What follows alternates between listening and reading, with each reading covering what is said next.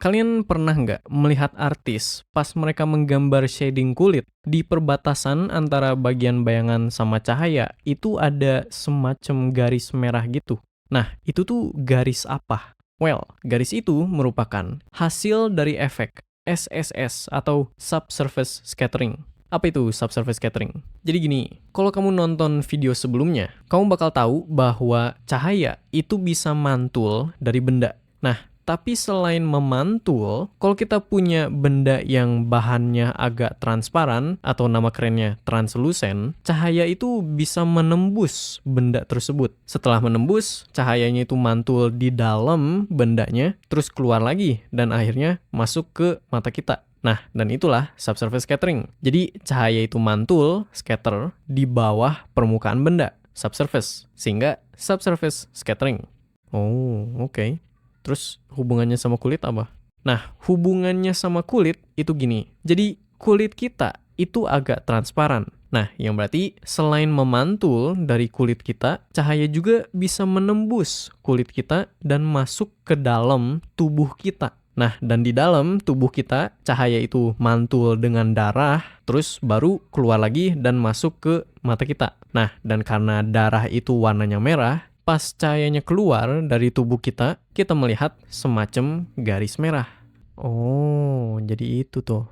Tapi bentuknya mesti garis, Bang? Ya, sebenarnya nggak mesti segaris doang sih ya. Tapi kenapa biasanya SSS tuh cuman segaris doang? Itu karena semakin dalam cahaya menembus, semakin redup cahayanya. Maksudnya, misal kita punya bola yang berbahan translucent, terus di sini ada sumber cahaya, pas cahaya dari sumbernya itu menembus bolanya, semakin dalam cahaya menembus bolanya, sedikit demi sedikit cahayanya semakin redup. Ini karena semakin dalam cahaya menembus, semakin banyak cahayanya memantul gitu ya, memantul kemana-mana. Nah, dan setiap memantul, cahayanya itu hilang energi. Sampai setelah memantul beberapa kali, cahayanya itu saking redup sampai semua tenaganya tuh hilang aja gitu. Sehingga semakin dalam cahaya menembus bahan, semakin redup cahayanya. Nah, dan itu kenapa? Kalau kamu nyalain senter misalnya ya, di belakang tangan kamu, biasanya yang jadi terang tuh cuman bagian ujung dari jari kamu doang. Kenapa kayak gitu? Karena kalau dibayangin kayak kita melihat jari kamu dari angle atas, terus ini senternya, kalau cahaya dari senternya menembus bagian tengah dari jari kamu, cahayanya tuh jadinya kan harus menembus bahan yang segini tebal gitu ya. Harus menembus segini dalam ke dalam jari kamu. Nah, dan selama cahayanya menembus jari kamu, cahayanya itu semakin redup sampai pada suatu saat cahayanya keburu mati sebelum bisa keluar lagi dari jari kamu dan masuk ke mata kita. Nah, sedangkan kalau cahayanya menembus lewat ujung dari jari kamu, jadinya kan bahan yang ditembus itu cuman segini tipis. Jadinya cahayanya tuh nggak perlu menembus bahan yang segitu dalam gitu. Nah, dan karena itu, pas cahayanya keluar, cahayanya masih punya lumayan banyak energi untuk bisa dilihat oleh mata kita. Nah, dan itu kenapa kalau kamu nyalain senter di belakang, jari kamu biasanya yang jadi merah banget itu bagian ujung dari jari kamu. Dan selain itu, semakin padat bahannya, semakin sulit untuk ditembus. Maksudnya, selain karena bahan yang perlu ditembus cahayanya itu emang lebih tebal, jadinya efek SSS di bagian tengahnya itu nggak senonjol. Selain itu, kan di dalam jari kamu, selain ada kulit gitu ya, kan ada tulang juga ya, tulang dari jari kamu. Nah, dan tulang itu bahannya lebih padat daripada kulit. Ya, mungkin lebih tepatnya nggak setransparan kulit kamu gitu. Dan karena itu jadinya makin sulit lagi untuk cahaya menembus jari-jari kamu, secara khusus bagian tengah gitu. Karena bagian tengah itu lebih tebal dan sekaligus di bagian tengah dari jari kamu itu ada tulang juga yang bahannya lebih padat daripada kulit. Nah, dan itu juga kenapa kalau misalnya kamu nyalain senter di belakang telinga kamu, efek SSS-nya bakal lebih nonjol dan lebih menyebar. Pertama, itu karena telinga emang lebih tipis ya daripada jari. Tapi selain itu, di telinga kan nggak ada tulang ya. Jadi, bahan yang ada tuh cuman kulit doang gitu, yang perlu ditembus sama cahayanya. Dan karena kulit itu nggak terlalu padat, jadinya lumayan gampang untuk cahaya menembus telinga kamu. Sehingga efek SSS-nya lebih menyebar dan lebih nonjol. Nah, dan selain itu, semakin dekat sumber cahayanya, biasanya semakin nonjol efek SSS-nya. Maksudnya, walaupun bagian tengah dari jari kamu itu emang lebih tebal daripada bagian ujung, sebenarnya kalau jari-jari kamu menyentuh senternya, mau itu bagian tengah atau ujung, ya biasanya jadi merah aja sih semuanya. Kenapa kayak gitu? Karena sumber cahayanya itu saking dekatnya dengan jari kamu. Jadi ya mau bagian ujung atau bagian tengah sama-sama jadi merah gitu. Dan itu faktor-faktor yang mempengaruhi hasil dari efek SSS. Ya, itu sama segimana terang cahayanya. Semakin terang cahaya, semakin terang efek SSS-nya.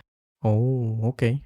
Nah, tapi sebenarnya kalau ngomong dari segi menggambar, terserah kamu sih ya, efek SSS-nya mau segimana menampak atau menyebar. Karena kadang beberapa artis tuh suka melebih-lebihkan efek SSS-nya. Kayak misalnya di gambar ini, kan ini sebenarnya di referensinya, di bagian sini dari tangannya, itu kan nggak ada SSS sama sekali ya. Tapi artisnya memilih untuk membuat efek SSS-nya itu lebih menyebar. Mungkin biar tangannya terasa lebih soft gitu ya. Atau kadang artis juga menggambar SSS di bahan yang seharusnya nggak menghasilkan efek SSS. Kayak misalnya di gambar ini aku anggap aja pakaiannya tuh terbuat dari kain sutra ya. Dan setahu aku kain sutra tuh nggak menghasilkan efek SSS, tapi artisnya tetap menambahkan efek SSS di pakaiannya. Mungkin biar terlihat keren aja sih ya pakaiannya. Atau mungkin karena pakaiannya terbuat dari tulang. Ya, nggak tahu sih. Atau ya, pokoknya kalau ada bagian cahaya sama bayangan aja, gas tambahin SSS. Kayak misalnya di gambar ini, oh ada bagian cahaya sama bayangan, gas tambahin SSS. Atau misalnya di gambar ini,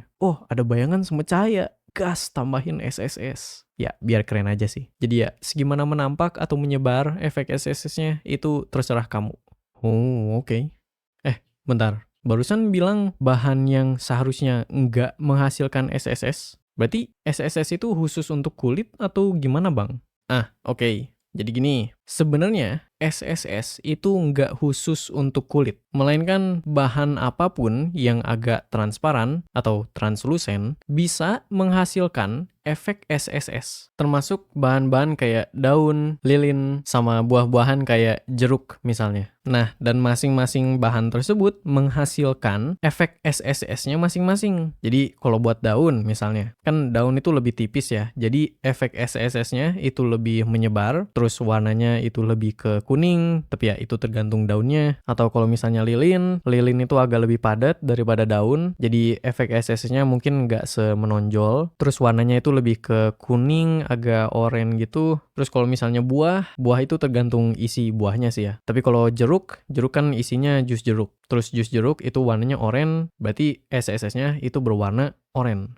Oh, berarti harus belajar efek SSS dari masing-masing bahannya dong, Bang. Nah, itu dia. Jadi, kalau kamu sekarang lagi mikirin kayak, oh aku ngerti bang gimana cara kerja SSS, tapi gimana cara menggambarnya? Kalau itu sih aku saran, tentuin dulu kamu tuh pengen belajar SSS dari apa. Kayak misalnya SSS dari tangan, cari banyak referensi dari SSS tersebut, terus gambar ulang setiap referensinya semirip mungkin, sambil merhatiin kayak, oh biasanya cahayanya tuh mentok putih sama warna SSS-nya tuh mentok merah. Atau misalnya, oh kalau soal menggambar SSS-nya, aku bisa menyederhanain bentuknya jadi kayak di ujungnya aku gambar dulu outline dari SSS-nya, terus kayak semakin ke ujung jarinya aku bikin efek SSS-nya lebih terang, terus di tengah-tengah kayak aku bisa bikin SSS-nya lebih gelap karena ada tulang gitu ya di tengah-tengahnya, dan seterusnya. Dan ulangi itu beberapa kali sampai kamu basically ngerti kayak, oh ya kayak gitu cara menggambar SSS-nya. Dan untuk lebih detailnya terkait gimana cara nge-studi lighting, kamu bisa tonton video ini.